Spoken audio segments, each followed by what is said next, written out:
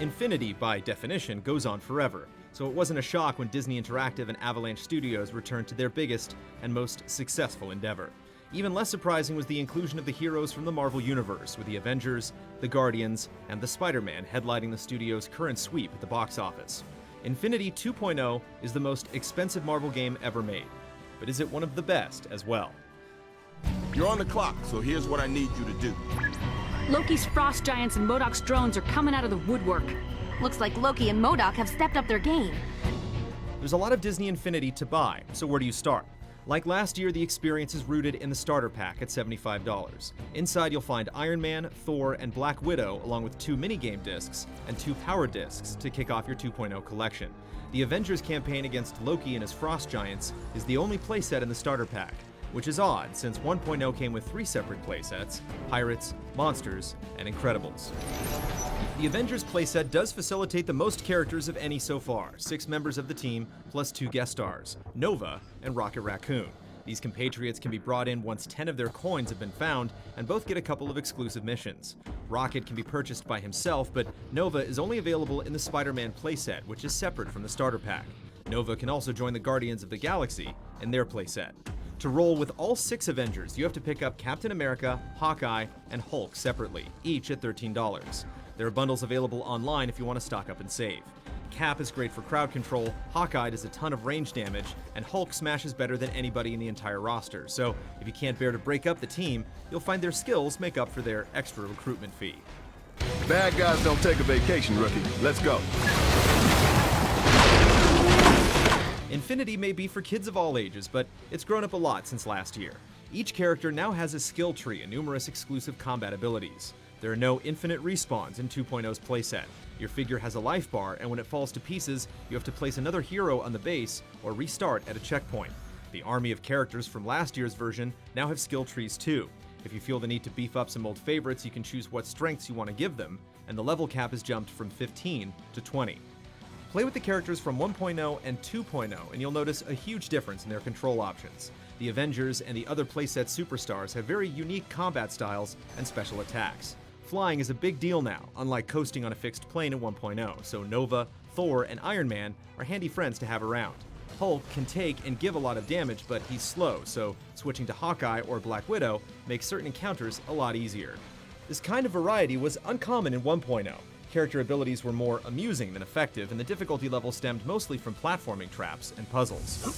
Make Hulk mad! Trying out each hero's skill set makes us look forward to the inclusion of more Disney characters launching in November, like Aladdin and Merida, along with extra Marvel cast members like Loki, Ronan, and Falcon. Having each figure grow more powerful was one of the elements Skylanders previously had on Infinity, and it's a good fit for these heroes to introduce a similar system in 2.0.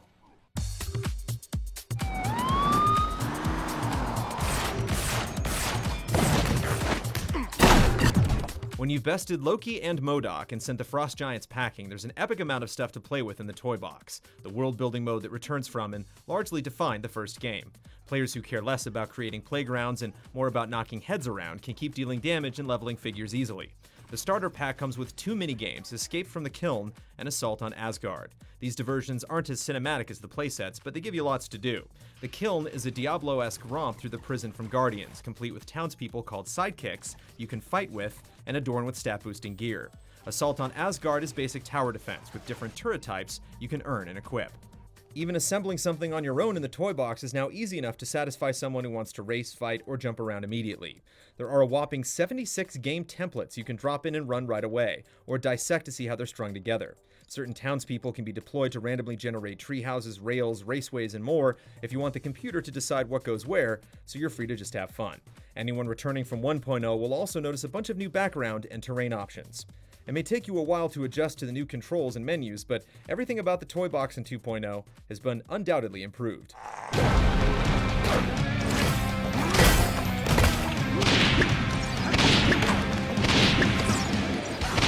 Along with skylines and castles, you can now build interiors, stacking rooms together by linking doorways. You can drop in all sorts of furniture pieces and modify the walls, floors, and light fixtures.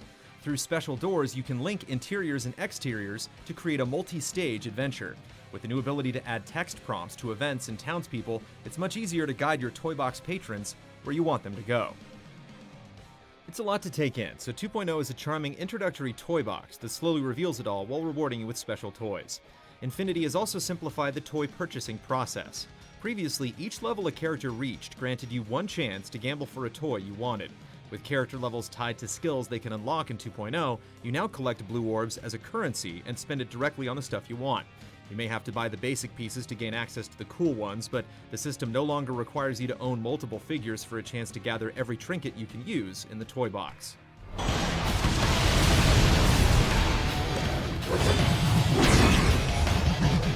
Then there are the power discs, plastic add-ons that can buff up your character, equip them with special tools or packs, or paint the world in themed terrains and backgrounds. 2.0 brings in 3 types. Certain characters have discs that can change their costume, so Hulk can go gray, and Spider-Man can slip on some symbiote. Other new discs work on a cooldown. Special powers like the Infinity Gauntlet can decimate every enemy on screen, and team-up spawn a bonus hero to help you in battle like Ant-Man or Winter Soldier. With health meters being added in 2.0, having some backup via magic relics or powerful partners is appreciated.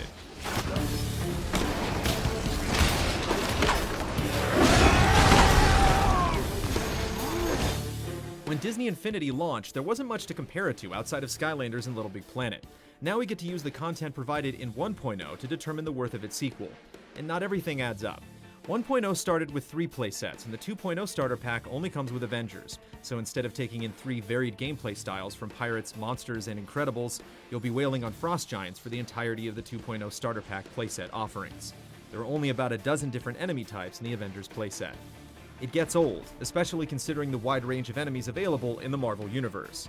It's clear the Toy Box and the Marvel Elite received the most attention during 2.0's development. The combat upgrades and truckload of new creator goodies will give you plenty to play around with, but there are definitely fewer playsets this year. By September of 2013, 5 had been released or announced, and so far we only have 3. If that's the content you're really looking forward to, you might feel like you're getting less than last year. I'm not gonna lie, that could have gone better.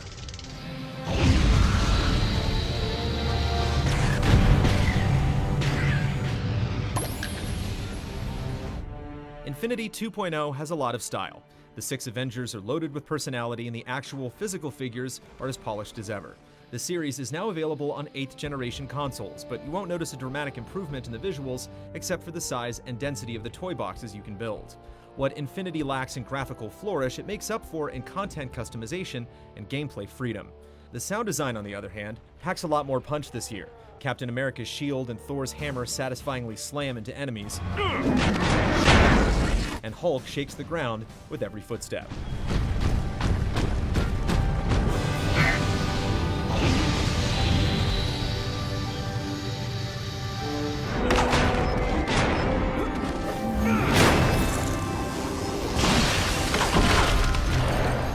If you purchase the entirety of 1.0, the sequel will become your new definitive Disney Infinity experience. Every figure in the series can be brought into the 2.0 toy box, unlocking their character-specific items. You can transfer your toy box saves over from the first game and make them bigger than before. If Avalanche keeps constructing their own toy boxes month after month, and the community that created user content for 1.0 keeps competing for top toy box honors, there will be a lot of free updates to enjoy as we wait for the next wave of figures. Depending on what you want from Disney Infinity 2.0 Edition, you'll either be underwhelmed or overjoyed, maybe both. You can see exactly where improvements have been made and where the series still needs to grow. We're disappointed in the lack of diversity from the available playsets, but there's still a ridiculous amount of stuff to collect, and it's now more accessible, customizable, and fun than ever. Avengers, assemble!